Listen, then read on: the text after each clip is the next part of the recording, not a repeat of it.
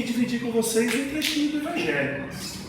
E nós que estamos sempre aqui na frente, falando do Evangelho, sempre é um desafio muito grande. Porque a gente tem uma responsabilidade de levar o Evangelho tal como Jesus pretendia que aquela mensagem fosse entendida. Então a gente fica assim realmente no fio da navalha, né? Mas será que Jesus quis dizer isso? Será que não? Mas de qualquer forma a gente vai tentar levar mensagens positivas e que traga alguma coisa realmente para engrandecer, para nos ajudarmos espiritualmente. E o trechinho que eu trouxe, né, é muito interessante porque uma outra pessoa, se for vir falar sobre esse mesmo tema, às vezes traz uma interpretação diferente. Mas isso que é gostoso do Evangelho, isso que é gostoso do Espiritismo, ele nos dá essa flexibilidade para que eu, César, venha e dê a minha interpretação sobre esse tema. Nada impede de outro vir e trazer a sua. O que vocês fazem? Descarta aquilo que o César falou que não foi tão interessante, mas agregue aquilo que eu falei que veio somar. E o que o outro falou, você também possa somar, e o que ele falou que não foi interessante, você descarta. O Espiritismo nos permite essa flexibilidade. E é isso que eu vou fazer hoje. Eu vou trazer esse tema. Nós somos o sal da terra. Vamos tentar entender a profundidade deste tema. O que Jesus quis dizer? E aí, eu trouxe aqui o trechinho do Evangelho onde Jesus menciona que nós somos o sal da terra. Eu vou ler para que vocês entendam o contexto, tá? Ele está no Evangelho de Mateus, no capítulo 5, do versículo 13 ao versículo 16. Eu particularmente gosto muito de quase todos os temas que eu vou falar do Evangelho, uso o Evangelho de Mateus. Normalmente está entre o capítulo 5, 6 ou 7. Vocês sabem por quê? O capítulo 5, 6 e 7 do Evangelho de Mateus, todo ele é o Ctrl+C, Ctrl+V do que aconteceu no Sermão da Montanha. Então, o Sermão da Montanha é o capítulo 5, 6 e 7 do Evangelho de Mateus. Durante os 3 anos que Jesus trouxe a Boa Nova para nós, né, no Sermão do Monte foi a síntese de toda a sua doutrina. Então, ao longo dos 3 anos, por todos os lugares onde ele andou, ali no Sermão do Monte, ele fez uma síntese e trouxe para nós. Foi lá no Sermão do Monte em que ele ensinou a gente a rezar o Pai Nosso. E Mateus anotou tudo. Gandhi, que morreu na década de 60, né, já era Mahatma Gandhi, no finzinho da década de 50, ele, numa das entrevistas dele, ele falou, a gente estava naquela Guerra Fria entre Estados Unidos e União Soviética, aquele risco da guerra nuclear. Gandhi simplesmente falou assim: se houver um conflito atômico e perder-se todos os livros da humanidade e salvar simplesmente o Sermão da Montanha, então nada perderemos. Tal riqueza que nós temos no Sermão da Montanha. E o capítulo 5, 6 e 7 é o que aconteceu no Sermão da Montanha. Então, essa frase por Cristo foi dita no Sermão da Montanha. Vocês são o sal da terra, mas se o sal perder o seu sabor, que outra coisa ele irá salgar? Não servirá para nada, exceto para ser jogado fora e pisado pelos homens. Vocês são a luz do mundo. Não se pode esconder uma cidade construída sobre um monte. E também ninguém acende uma candeia e a coloca embaixo de uma vasilha. Pelo contrário, coloca no lugar apropriado. E assim ilumina a todos que estão na casa. Assim, brilhem a luz de vocês diante dos homens, para que vejam as suas boas obras e glorifiquem ao Pai de vocês que está no céu. Então, gente, nesse trecho eu vou ficar só no versículo 13, que nós somos o sal da terra. Mas nesse trecho está muito claro que Jesus está fazendo um convite para que, quando ele fala a vocês, ele está dizendo às pessoas que estavam lá no Sermão da Montanha. Hoje, quem que está aqui ouvindo o Evangelho? Vocês.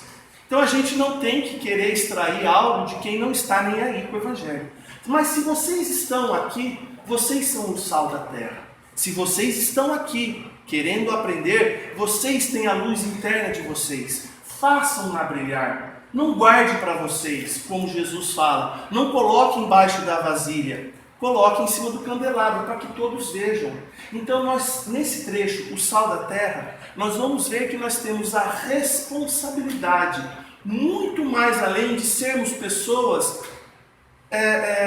do bem. A gente tem que levar o Evangelho, nós temos que fazer com que isso possa difundir. O sal, desde aquela época até hoje, talvez hoje tenha outras finalidades, mas o sal desde aquela época tem duas finalidades muito importantes. Primeiro, dar sabor ao alimento, né? A gente usa o sal para temperar, para dar sabor às comidas. E a gente também usa o sal para que não haja corrompimento dos alimentos, para preservar os alimentos. A carne, né, a gente mergulha ela no sal, ela preserva durante mais tempo. Então, quando Jesus fala que nós somos o sal da terra, se a gente conseguir fazer uma analogia, que nós temos que dar o sal, dar o sabor da vida, ou seja, as alegrias espirituais, difundindo esse sal, difundindo o próprio Evangelho. E o sal também tem a finalidade de preservar o alimento. Então nós também temos a responsabilidade de preservar o próprio Evangelho, para que ele não seja corrompido, para que ele não perca as suas características. E é sobre isso que nós vamos falar hoje, sobre essas duas finalidades.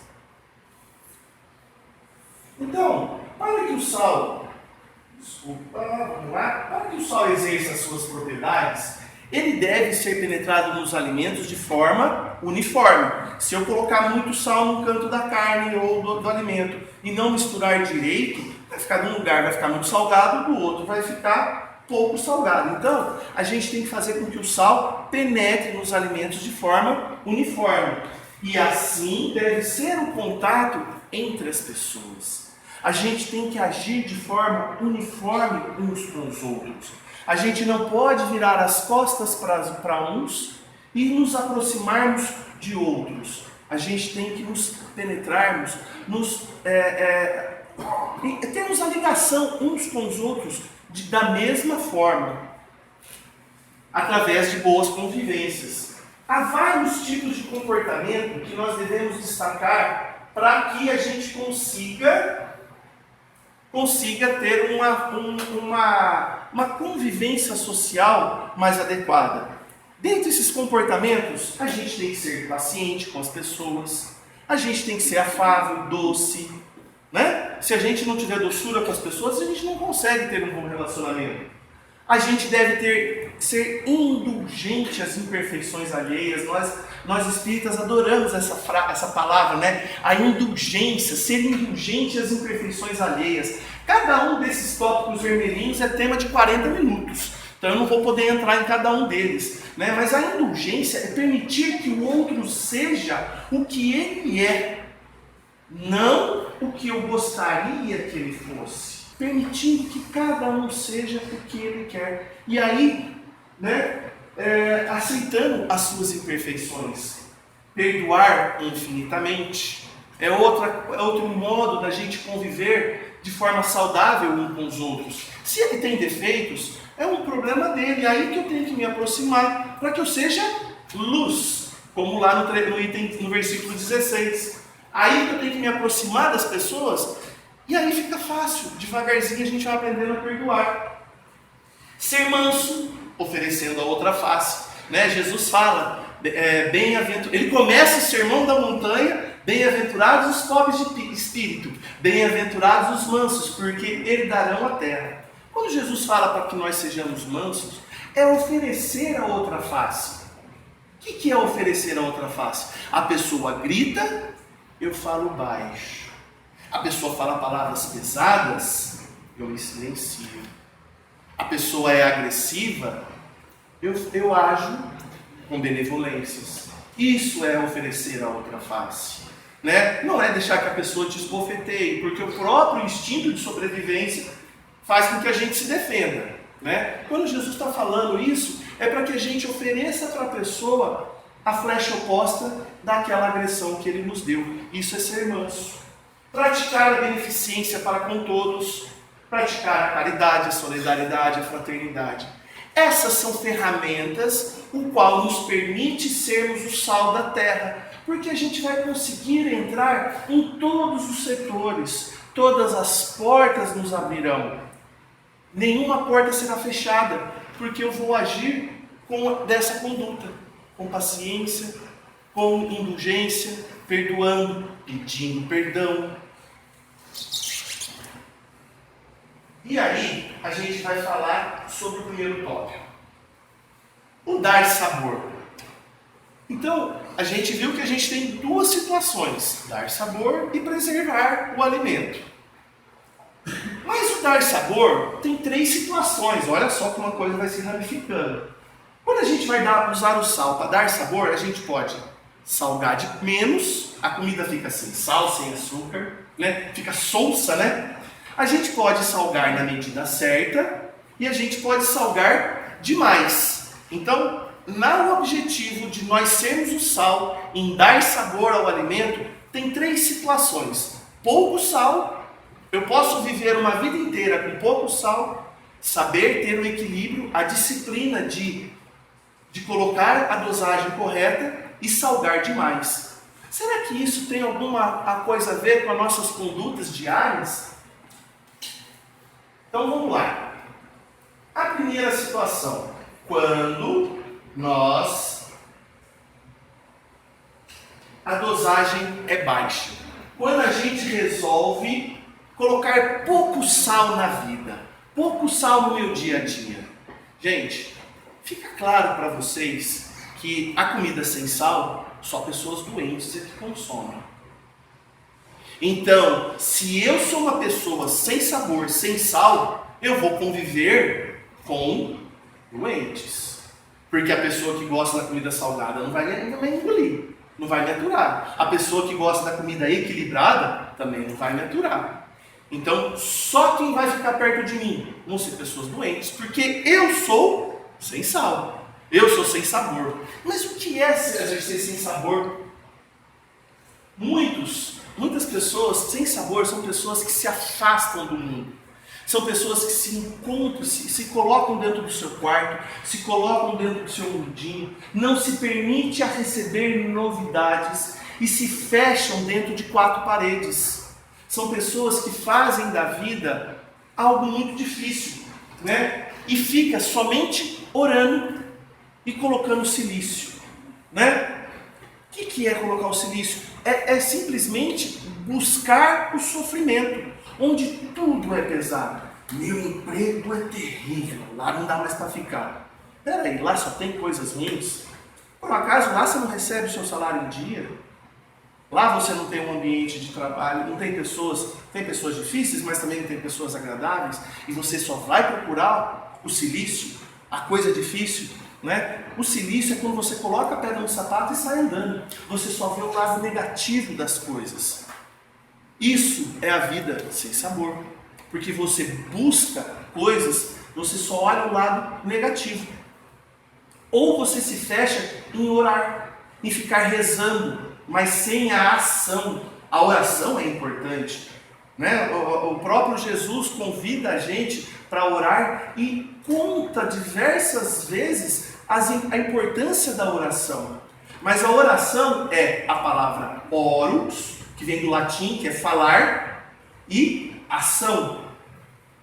Então você tem que falar, você tem que pedir. São três tipos de oração, né? A gente tem que orar por gratidão, a gente ora para pedir e a gente ora por louvor, que para mim é a parte mais interessante. A prece de Cáritas é louvor do começo ao fim. Toda vez que eu ouço a prece de Cáritas, eu me arrepio. É um louvor do começo ao fim, né? Então, mas e aí?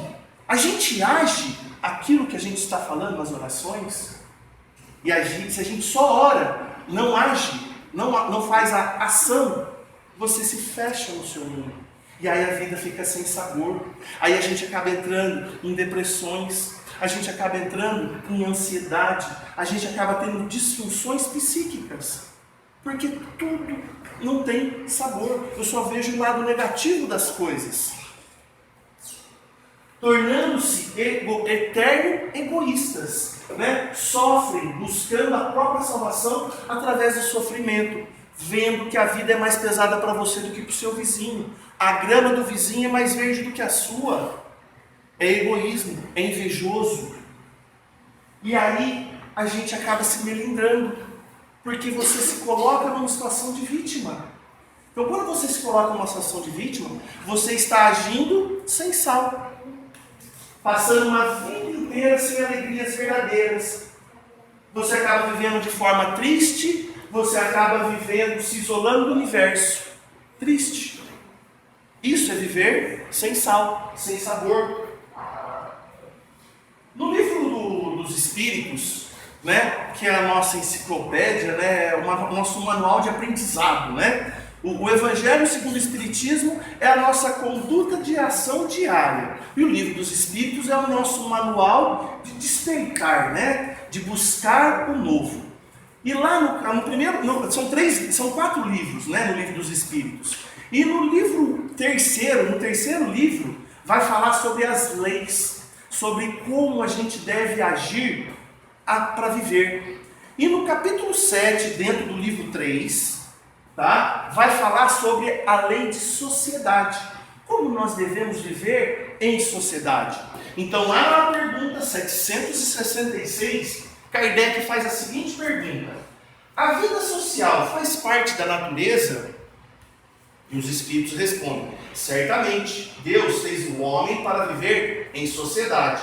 Não lhe deu inutilmente a palavra e todas as outras faculdades necessárias à vida de relação. Ou seja, nós falamos, nós enxergamos, nós andamos, nós temos o tato, nós ouvimos, nós temos a capacidade de pensar, de raciocinar. Para quê? Para eu me isolar? Não seria Deus ter dado todas essas faculdades para que a gente passasse aquilo que a gente tem para os outros e permitisse que os outros passassem para a gente aquilo que nós precisamos? Então, nós temos essa necessidade de interação. Por isso que ele fala. Então, todas essas faculdades são necessárias para a vida de relação. É contrário à lei da natureza o isolamento absoluto? Sem dúvida. Então, ele não deixa dúvida. Sem dúvida. Pois, por instinto, os homens buscam a sociedade e todos devem concorrer para o progresso, auxiliando-se mutuamente. Ninguém consegue viver sozinho. Né? Hoje, agora, nesse exato momento, essa energia está sendo produzida porque alguém trabalhou. Alguém construiu esse prédio. Esses ventiladores estão girando porque alguém produziu o motor e alguém está produzindo energia. Então, tudo nós precisamos, todos nós precisamos de tudo. E tudo precisa de nós. A Madre Teresa de Calcutá falava isso, né? Eu sou uma gota no oceano, mas o oceano não seria o mesmo se não tivesse a minha gota, se eu não estivesse no oceano. Então, o mundo depende de você sim. Você é importante para o mundo, como a Madre Teresa falou, né? Que ela é uma gota no oceano, mas o oceano não seria o mesmo se não fosse ela. Mas nós precisamos do mundo, então é importante, né? E quem está produzindo, por exemplo, essa energia? É uma pessoa chata, intolerante, só por causa disso eu não vou consumir energia? Não é por aí, tá? Pois nós devemos auxiliar-nos mutuamente. Na pergunta 769, concebe-se que, como princípio geral, a vida social esteja na natureza. Mas uma vez que também todos os gostos estão na natureza, por que será condenável o isolamento absoluto, desde que cause satisfação no homem? Satisfação egoísta, eles respondem. Então a pergunta é: mas se eu quero viver sozinho, trancado, no meio da selva amazônica, só com os bichos? Satisfação egoísta. Quando você se isola, né? Alguém já leu o Matuto aí? Que ele vai e se isola no meio da floresta? Satisfação egoísta. Também há homens que experimentam a satisfação na embriaguez. Merece isso aprovação? Olha como é forte. Então a pessoa que se embriaga, ele está certo? Não. A pessoa que se isola está certo? Olha o comparativo que ele fez. Tal a ignorância nossa de nos isolarmos. não pode agradar a Deus uma vida pelo qual o homem se condena a não ser útil a ninguém. A partir do momento que eu me isolo, eu não sou útil a ninguém. É um absurdo eu deixar de ir numa festa de aniversário porque alguém me convidou e eu não ir na festa. Ah, vou encontrar o Zé. Eu não gosto do Zé. Gente, para! O João te convidou para o aniversário dele. Você não vai no aniversário do João, que quer a sua presença, porque você vai encontrar o Zé. Para! Isso é isolamento. Isso é viver uma vida sem sal. É uma vida sem tempero, sem sabor. Porque nós temos que nos penetrarmos. Aquelas qualidades que eu coloquei, paciência, doçura, indulgência, perdão. Onde está o perdão? A gente tem que penetrar. Água mole e pedra dura, quando bate até que fura. Então nós temos que ir na festa do João, porque vamos encontrar o Zé. Quem sabe é uma oportunidade de eu me entender com o Zé. Tá claro?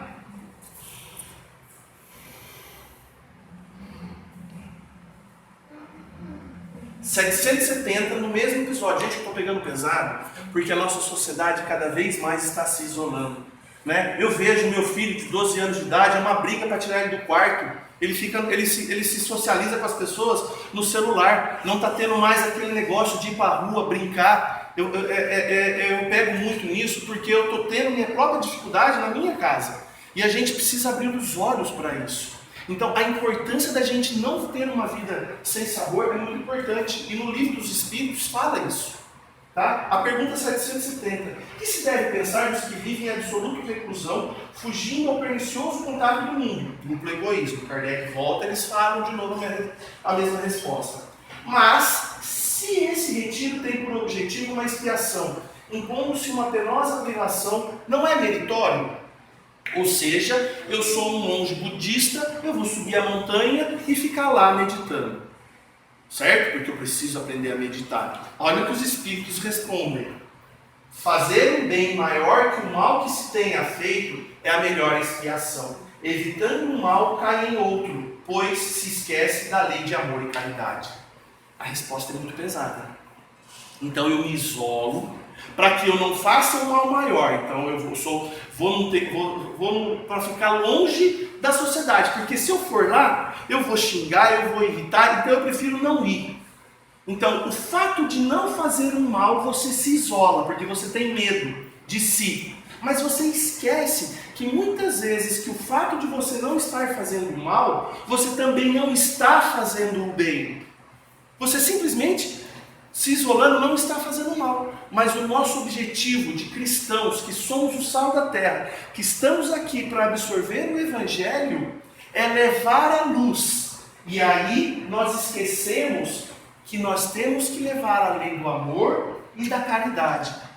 E nós estamos isolando, nós não estamos fazendo o bem. Vocês percebem o grau disso? Isso está no livro dos Espíritos.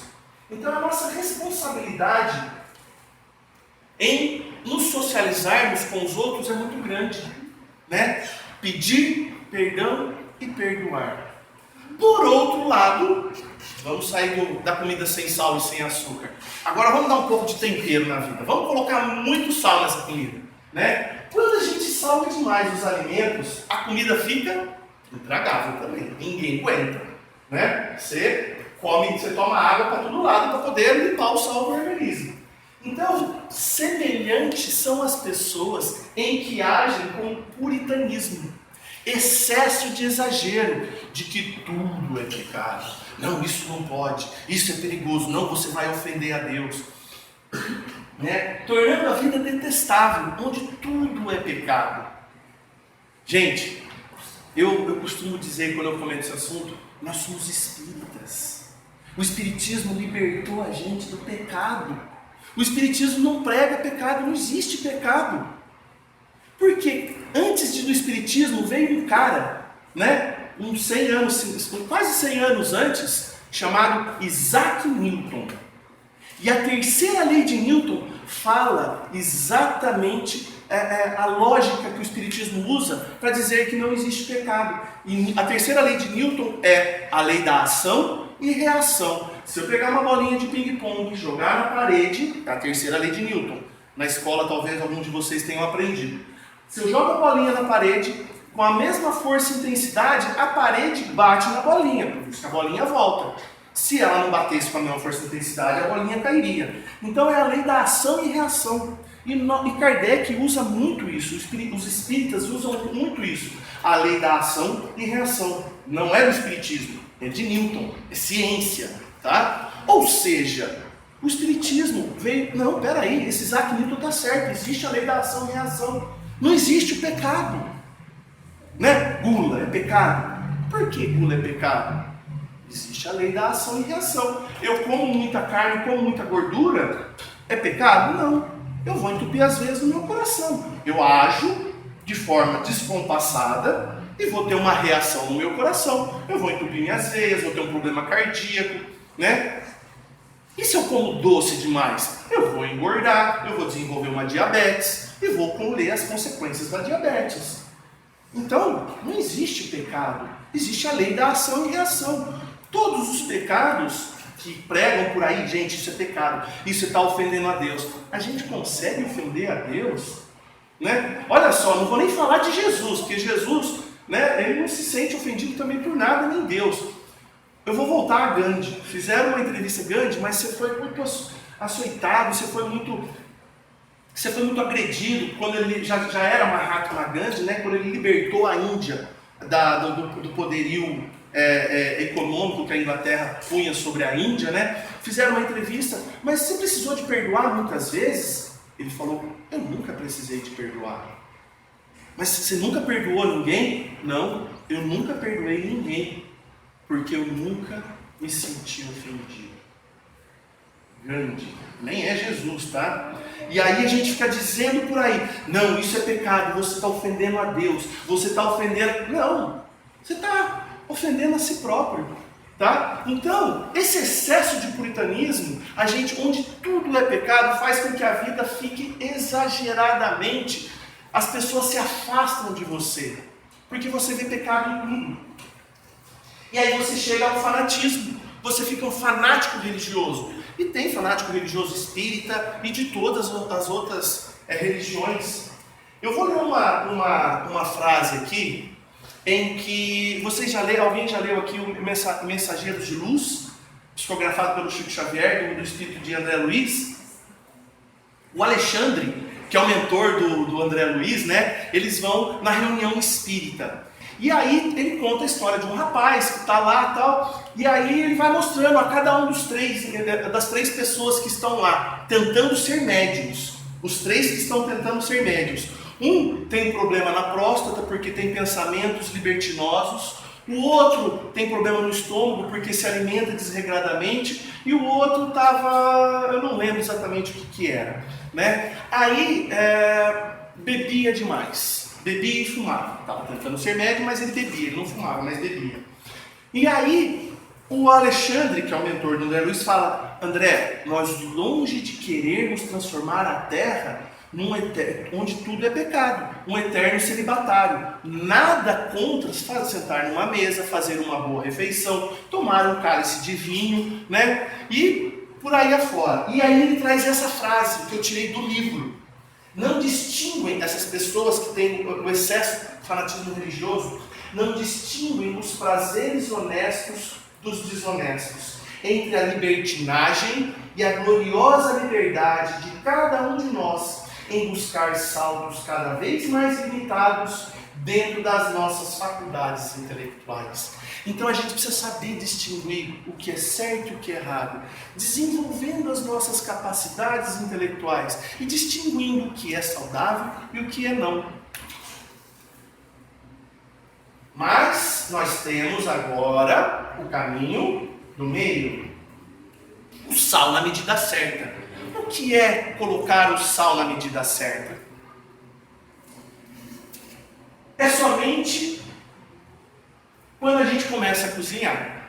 Não tem outro jeito. A gente tem que pegar a panela, pegar o alimento e começar. E errando. Um dia faz o arroz um pouquinho salgado, um dia sem sal, outro dia você faz na medida certa. Outro dia o feijão. Mas eu vou ficar só fazendo arroz e feijão? Depois que eu já sei fazer o arroz, eu começo a fazer o feijão. Depois que eu sei fazer o feijão, eu vou fazer a abobrinha, o quiabo, a carne, né? E aí a gente vai se experimentando. É começando, é pondo as mãos na obra. E aí, gente, quando eu estou falando por começar a cozinhar, eu estou falando que não tem outro caminho, que não seja a caridade. A trabalhar a caridade e fazer o bem ao próximo. Não basta que eu não faça o mal. Não basta que eu seja uma pessoa trabalhadora, que eu trabalhe. Não basta que eu não roube. Não basta que eu não mate. Que eu preciso fazer o bem. Isso significa, são coisas que você está dizendo para mim que você não é mal. Você trabalha, você não mata, você não rouba, você sustenta a sua casa, você educa seus filhos. Você está dizendo para mim que você não é mal. Mas qual é o bem que você está fazendo? Esse é o cozinhar na medida certa. É fazer o trabalho de caridade. É penetrar entre as pessoas de forma suave, com aquelas características que eu coloquei, né? E aí, eu vou ficar só fazendo arroz e feijão? Não, hoje eu já sei fazer o arroz e feijão. Agora eu tenho que buscar pratos diferentes. Deus seria justo se só desse essa habilidade para uns e não desse para outros? Nós aprendemos que não.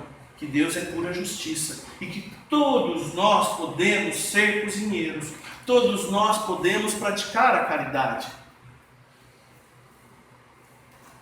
Quem não começou a cozinhar ainda? Que tal hoje? É um convite, né? É difícil praticar a caridade. Na pergunta, acho que é 566, se não for, me desculpa a memória, Kardec teve o capricho de fazer a seguinte pergunta para os espíritos: o que é caridade? Tal qual Jesus a entende. Porque eu, César, posso entender que caridade é uma coisa, o Jefferson outra, o Hernani outra, cada um tem a sua percepção de caridade. Né? Às vezes, para eu, caridade é dar R$1 no semáforo, no pedinte. Né? Mas e para Jesus? O que é caridade tal qual Jesus a entende? 3 frases. Eles foram sucintos, espíritos. Rápido, simples e objetivo. Benevolência para com todos, que eu escrevi ali. Indulgências em imperfeições alheias. E o perdão das ofensas. Não tem outro. E cada um desses 3 é tema para mais 40 minutos de palestra. Tá? Mas o cozinhar, o sal na medida certa, é praticar a caridade. Então, paciência, doçura, repetindo aquele slide, indulgência às imperfeições alheias, perdoar infinitamente, ser manso, oferecendo a outra face, praticar a beneficência para com todos, que foi a resposta dos Espíritos. Temos que ser intermediários para aqueles que precisam sentir a presença de Deus. Porque vocês estão aqui. Vocês são o sal da terra. E a gente tem que levar isso para quem não vem aqui. Ficou claro isso? Quando Jesus estava falando do Sermão da Montanha, ele estava falando para aqueles que estavam lá. Vocês estão achando que está acabando, né? Mas agora tem a parte 2. Mas eu não vou extrapolar muito não, gente. Prometo ser breve.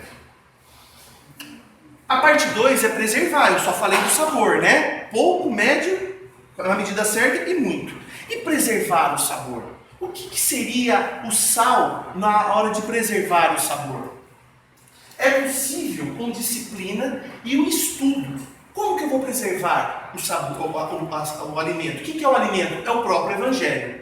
Então, como que eu vou preservar? Estudando e compreendendo o Evangelho no seu real sentido. Nós, cristãos, temos essa obrigatoriedade, mas nós temos que fazer isso sempre no coletivo, o estudo.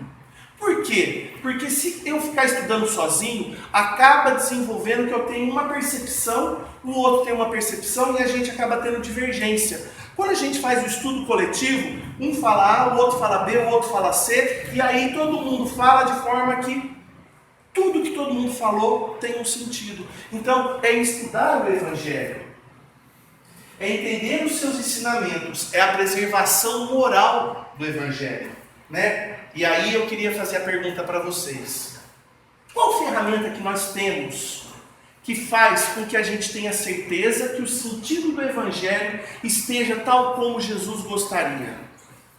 Jesus mandou uma ferramenta para nós, para que a gente consiga preservar o Evangelho? Mandou. Olha só.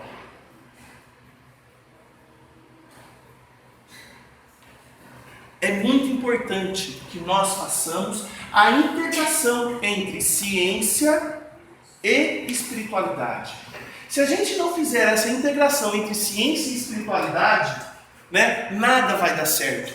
Nós somos bípedes, não somos? Então, se eu sou intelectual, eu vou ficar para trás, eu não vou conseguir ir além.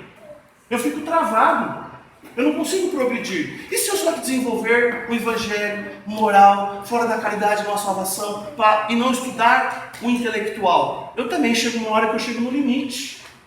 Eu não consigo ir adiante. Então eu preciso desenvolver o espiritual e o intelectual.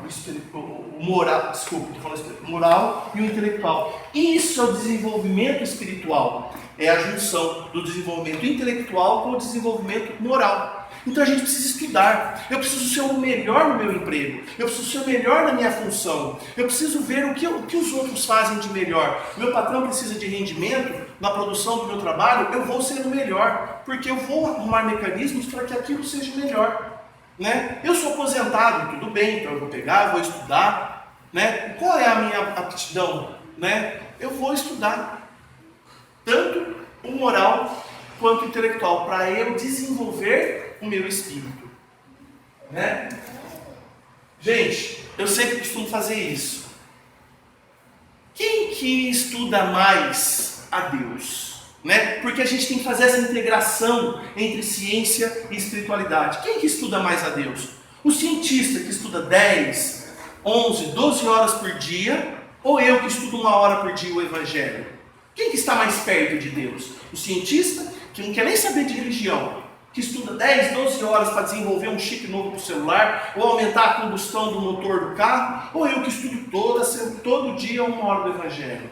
Eu estudo 1 hora, ele estuda 10 horas, o quê? A natureza. Ele não estuda o Evangelho, mas ele estuda 10, 12 horas a natureza, desenvolvendo mecanismos para melhorar as coisas para a gente viver melhor. Ele estuda muito mais a Deus do que eu. Eu estudo 1 hora por dia. Às vezes, normalmente é 1 hora por semana no Evangelho do Lar, ou 2 quando eu venho aqui no Evangelho do Lar, né? Lógico que o cientista estuda muito mais a Deus do que eu, porque ele estuda a natureza muito mais. Ele está muito mais perto de descobrir os mistérios. Então é importantíssimo nós buscarmos a ciência para junto de nós, que essa integração seja verdadeira, seja legítima. Só assim a gente vai conseguir fazer com que essas barreiras que vão nos barrando por aí sejam quebradas, né? Então, gente, finalizando, caridade, solidariedade, fraternidade, estudando, sempre estudando, desenvolvendo o intelecto, desenvolvendo a sua aptidão, sempre, porque senão você não vai. Nós somos bípedes, intelectual e moral, né? Caixa d'água vazia não abastece ninguém. Vocês já ouviram essa frase? Então, se o meu conhecimento está vazio, como que eu vou servir alguém? Então eu preciso estudar, mantendo minha caixa d'água sempre cheia, intelectualmente e moralmente. Portanto, é preciso estudar. É preciso, porque é só estudando que a gente vai conseguir entender e praticar as leis de Deus. Gente, amem-se. Amem-se de verdade, né? Jesus fala mais amar o próximo como a ti mesmo. Então, ame-se em primeiro lugar, né? Livre de amarras, livre de egoísmo, livre de orgulho, livre de paixões, livre de apego. A gente é muito apegado às coisas. Tá joia? Gente, era essa mensagem que eu queria passar para vocês. Alguém aqui de vocês conhece essa foto? Sabe quem é esse cara? Vocês sabem quem é? Não conhece? O nome dele é Beto Guedes. Ele é um cantor, tá? Compositor. E eu trouxe uma música dele que se chama O Sal da Terra. Mas eu não trouxe na voz dele, eu trouxe na voz do Roupa Nova e da Ivete Sangalo, que é arrepiante, tá? Então eu vou dividir com vocês aqui a letra da música, Quem se sentir à vontade pode cantar junto, né?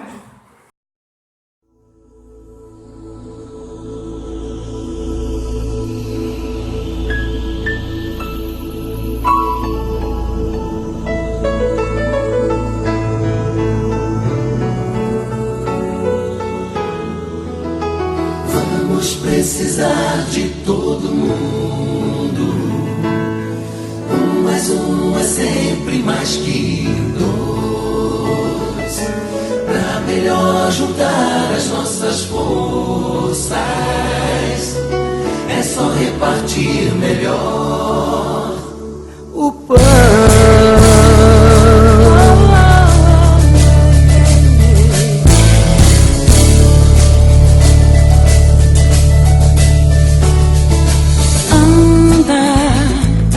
Quero te dizer nenhum segredo.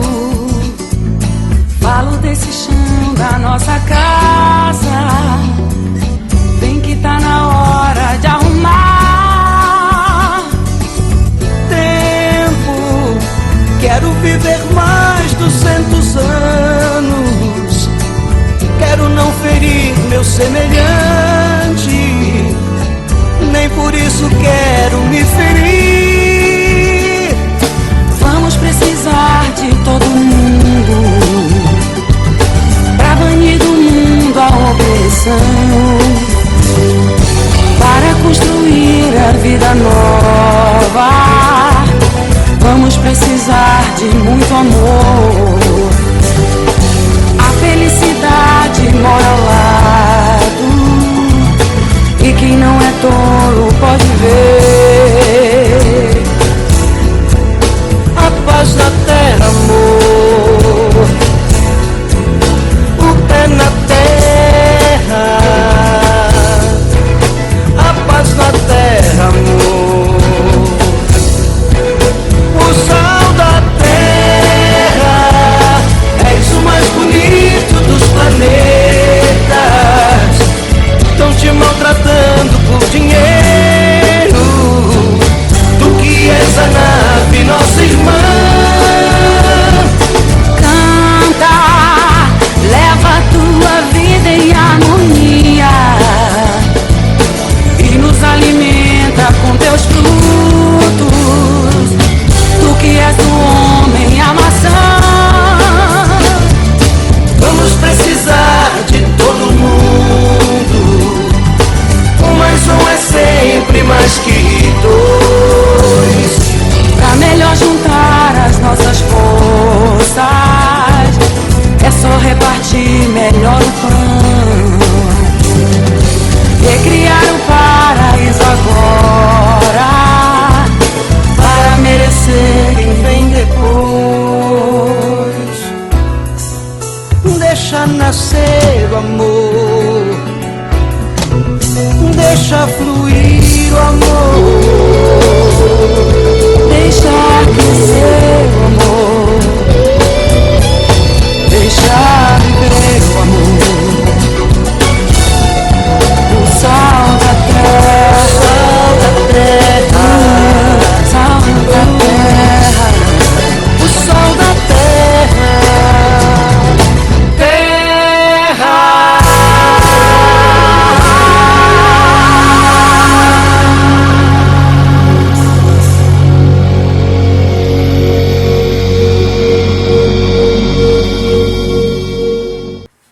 Gente, essa música, quando eu ouvi, me arrepiou. E a frase mais bonita dessa música é quando ele fala, né? Um mais um é sempre mais que dois. Gente, reflitam sobre o perdão. Reflitam sobre ser indulgente. Reflitam sobre esses tópicos. Vamos ser o sal da terra, porque se vocês estão aqui, vocês devem ser o sal da terra. Um beijo no coração de todos. Muito obrigado, viu?